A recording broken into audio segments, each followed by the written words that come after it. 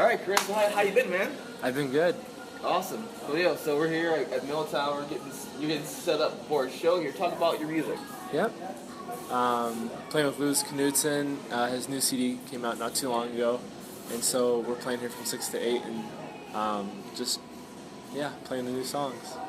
How long have you been playing? Been playing drums for about maybe 13 years, 14 years. Started in church and playing in school, snare drum, and then playing a full set at church. So what really got you into music? I don't know.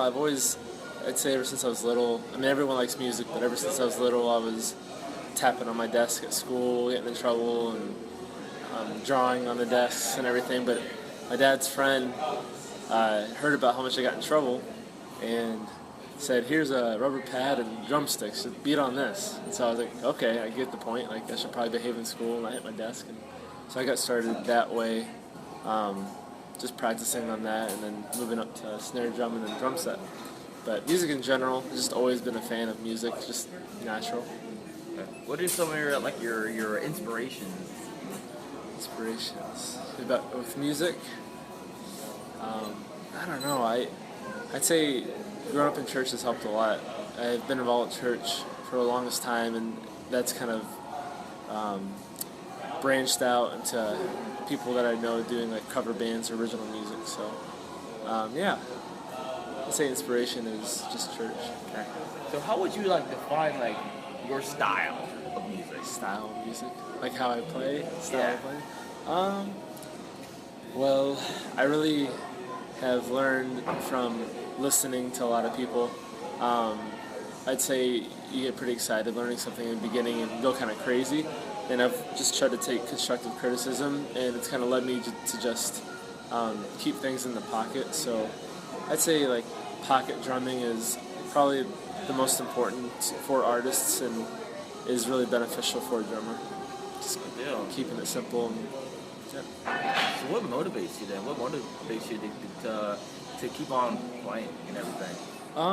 I don't know. If I'm not playing, I feel like I'm not eating, So I always got to be involved playing somehow, whether it's in the worship band or if people are just wanting me to play out of nowhere, I just go for it. That's interesting how you have that kind of a hunger for music, saying if you're not playing, it's like not eating almost. It's like it really is like a part of your life. Yeah, I starve when I don't play for a while, so I gotta, that is how it feels. Awesome. So what's your what do you see yourself doing like long term as far as your music goes?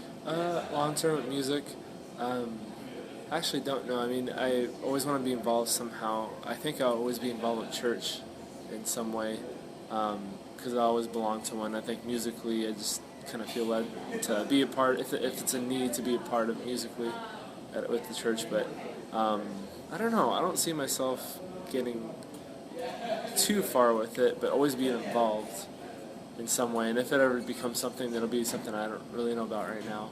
But I guess never know what can happen.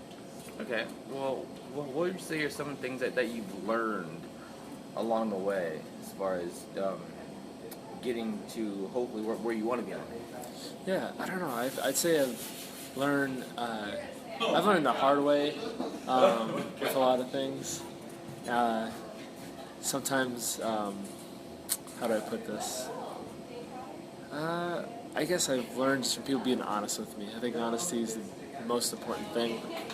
There's a lot of people, and I wouldn't say I'm the best drummer or anything, 'cause I'm not, but a lot of the best musicians come from just listening and being creative, but also not being too crazy. And so I think people being honest and saying, "Hey, you should probably work on this," and take it as, oh, maybe I should, rather than thinking, "Nah, I'm fine the way I am." So I'd say honesty and constructive criticism. Cool. And this will be going up online in about a month or so. Uh-oh. Yeah. Well, so when people see this and they see you and they see what you're doing, what's one message that you want to pass on to everyone who's going to be viewing this? I'd say stay in school. No, I'm teasing. I don't know. I would say uh, I would probably encourage to use that gift. Everyone has that thing they like doing, and sometimes work can take over, which is a priority. But to always be doing what you love doing, even if it's a side thing, because you never know what it could bring you. And so yeah, I would say encourage to use your gifts and don't waste them. All right, cool. Cool deal. And the main goal of this project is portraying the everyday person as being larger than life. That you don't have to necessarily be, like a big shot Yeah. musician or like that to make a difference. You can make as big of an impact on a local level, like what you're doing here. What are your thoughts on that? Yeah, I don't know. Sometimes I agree. I think the biggest impacts could be from the smallest things. There's a lot of people who have everything and are still waiting for that. So obviously it's not that.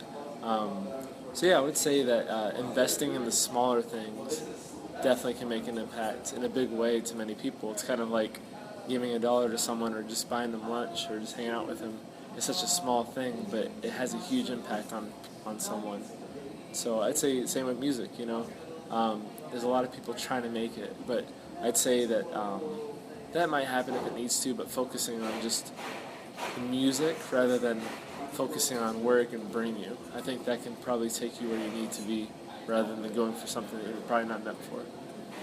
Awesome. Perfect. Well, that's all I have for Cool. you, Kris. Thank you, Joanne. No problem. Do you have anything else that you would want to say that we haven't discussed yet or anything? I don't think so. You had some pretty good questions, so I think I got everything answered. And yeah, Awesome. Perfect. Well, thanks a lot, Kris, man. Thanks, Joanne. I'm excited to check out the show. Heck yeah. Thank you.